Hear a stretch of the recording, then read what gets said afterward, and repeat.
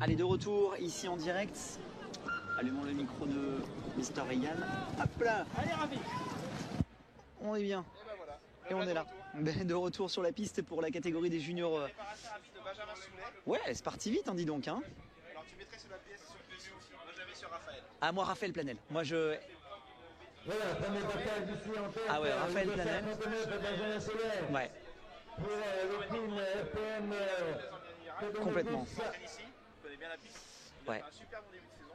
Ah, mais moi, je mets Raphaël. Ah ouais, je sais, je l'ai vu à Vannes avec beaucoup d'autorité. C'est lui qui lance le sprint à la fin d'ailleurs. Alors, il paraît sur tes conseils. C'est ce qu'on m'a dit. C'est ce qu'on m'a dit.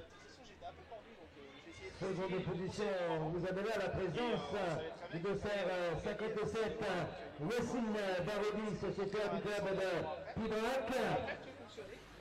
38, troisième position, Raphaël Penel pour le team ES4. C'est jamais finalement gagné avant de passer à I. Ah, comme Mais quoi. là, je pense qu'il fait preuve d'une grosse autorité. Ouais, de toute façon, il a montré sur les dernières années qu'en France, c'était le meilleur junior. Hein. Il a fait vice-champion. C'est vrai, mais je l'ai par moment, je l'ai trouvé. Alors, c'est pas une critique parce que moi j'aime beaucoup ce patineur et je le dis depuis de nombreuses années au micro, que ce soit aux trois pistes ou même ailleurs. Mentalement, par moment, il était un peu friable, c'est-à-dire qu'on l'attendait beaucoup. Et, Au final, il était un peu illustré. Ouais. La médaille d'argent, je me dis, l'année dernière, qui était un peu attendu, pardon, et dans des conditions un peu rocambolesques avec un 500 mètres. C'est vrai. Plus à du 4 qu'un 500 mètres. Dans lesquels il s'était vachement bien comporté. Ça lui a donné une confiance. Petite vérif juste du micro de Yann. Est-ce qu'on est bien là? Dis-moi juste à l'AREA. Là, on est bon, ouais. Ok, donc je disais que Raphaël a pris beaucoup de confiance depuis sa médaille d'argent championnat du monde. Il était un peu inhibé jusque-là, au niveau international surtout.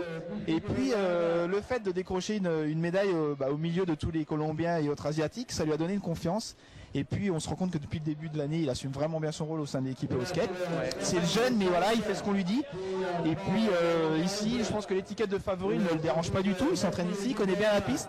Et puis, comme on a dit ce matin, il a fait preuve d'une grosse autorité. Il a laissé Yacine mener presque toute la course.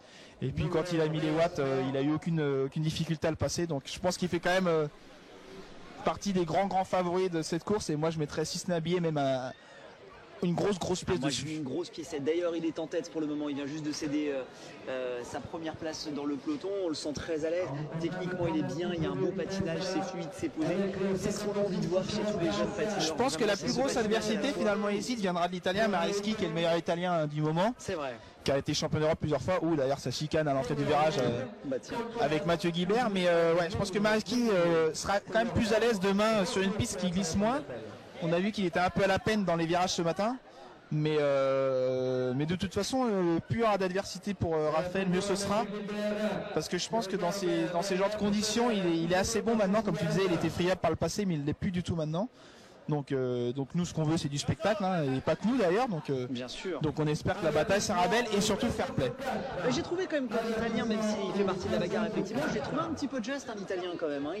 Contrairement aux Italiens de ce genre de catégorie qui à chaque fois dominaient, moi je pense aller au Presti par exemple, tiens, la famille Presti. Et encore pas si loin à Fabio Francolini qui a quand même gagné des années. Ouais. C'est lui que je cherchais, voilà, moi je pensais au Presti parce que c'est un peu plus ma génération. Exactement. Mais les Presti, c'est vrai que chez les jeunes ils étaient immensément costauds. Là je sens que nos Français déjà sont en train de taquiner un petit peu et ça fait plaisir ça. Ouais, c'est une bonne chose. Après, faut que ça dure jusqu'au championnat d'Europe. On a toujours tendance à être très bon en début de saison et puis à peu se faire marcher dessus après par les Italiens au championnat d'Europe, surtout les dernières années. Mais je pense vraiment qu'on a eu un renouvellement de génération là, avec des jeunes qui ont envie, qui s'entraînent bien, qui mettent toutes les choses en place et toutes les chances de leur côté pour que ça marche bien. Et puis il faut quand même pas oublier que Raphaël est entraîné par un certain Pascal Briand qui n'est quand même pas né de la dernière pluie. C'est un petit peu ce que je voulais dire. Et que je pense qu'il a amené sa petite patte depuis certaines années là ici sur l'agglomération toulousaine. C'est vrai. Et il a bien dynamisé le Sud qui était reconnu à la base pour ces deux clubs valenciens. Et maintenant on se rend compte que finalement c'est son petit groupe sur Toulouse qui marche bien. Et c'est aussi de là d'où sont issus Nolan et Elton. Et aussi Joris Gardère qui commence à bien monter. Ouais, et puis là-dedans, on a aussi un petit Mathieu Barraud qui vient mettre sa patte pour motiver. Ouais, exactement. Alors Mathieu, c'est lui, c'est le pionnier. Il était encore là avant Pascal, et je pense que s'il n'avait pas été là, s'il n'avait pas été là, bah ça aurait pas été possible. Avec Mathieu Miga aussi qui était là. Faut pas oublier que c'est aussi sur des bénévoles comme ça qu'il faut compter, parce que s'ils n'étaient pas là, finalement beaucoup de clubs n'auraient pas la chance d'avoir des gens pour les entraîner et d'en prendre soin, parce qu'on n'a pas la chance d'avoir des gens qui sont payés pour ça. Pascal est un cadre technique de la fédération, donc il est là pour ça. Il est là pour ça, il dédie une grande partie de son temps à entraîner ces jeunes-là. Et il le fait bien. Mais comme tu as su le rappeler, je pense que sans Mathieu, ça serait quand même pas pareil. Et d'ailleurs, Mathieu donne de son temps jusque pour l'organisation de la course, puisqu'il est à la chambre d'appel aujourd'hui. Donc on lui passe un petit coucou. D'habitude, il est à la raclette à Pibrac quand il flotte. Voilà, c'est ça. Maintenant, là, on a de la chance. Faut en profiter. On se plaint toujours de ces qui arrivent toujours en fin de soirée à Pibrac. Aujourd'hui, il semblerait qu'on n'en ait pas. Donc c'est une très bonne chose. C'est incroyable. J'habite à Toulouse depuis 4 ans. Je peux vous assurer que je me suis. Il pleut jamais, sauf pour les 3 pistes. C'est sûr ce qu'on nous dit. Je vous assure que c'est vrai. Il fait un temps magnifique la semaine d'avant et quand on arrive le jour, le samedi à Pibrac, boum, c'est là que ça. Il y a un microclimat en fait. Ouais, je pense que ça doit être ça. Allez, retour à la course où ça va vite, ça charge pas mal. On a une vitesse qui est relativement élevée sur cette course. On doit flirter avec les 40 km/h dans cet exercice là chez ouais, et puis on peut se rendre compte qu'on a une physionomie de course qui se rapproche vraiment de celle des seniors. Oui, avec 2-3 pelotons de fond, une grosse vague, avec des gens qui se bataillent vraiment pour essayer devant parce qu'ils savent très bien que s'ils se retrouvent englués dans le milieu du peloton, ça sera fini. Donc là, on a une course qui est assez intéressante avec un bon niveau et puis des Français qui managent bien leur truc, qui se débrouillent vraiment bien. On se rend compte que Raphaël reste sur l'extérieur, donc il rame pas de cartouche et je pense vraiment qu'il va nous faire une belle course. Alors moi je le trouve vraiment hyper à l'aise, Raphaël. Yacine Baroudi dans sa roue pour Pibrac aussi. Hein. On se rend compte aussi qu'il y a Mathieu Guibert qui est devant. Je pense qu'il a envie d'une certaine revanche parce qu'il était victime d'une chute ce matin. Une sale chute ce matin. Un truc un peu bête, le coup de patin qui va bien, qui prend un petit peu par ouais, je pense pas que ça a été fait intentionnellement d'ailleurs, je pense que ça fait partie de la course. Pas du tout. Mais bon, on l'a senti frustré parce que je pense qu'il savait que sur une certaine piste comme ça, il nous rappelle un certain Nicolas Péloquin, il fait partie du même club, il patine un peu pareil. Ils sont assez agiles, assez félins en sortie de virage.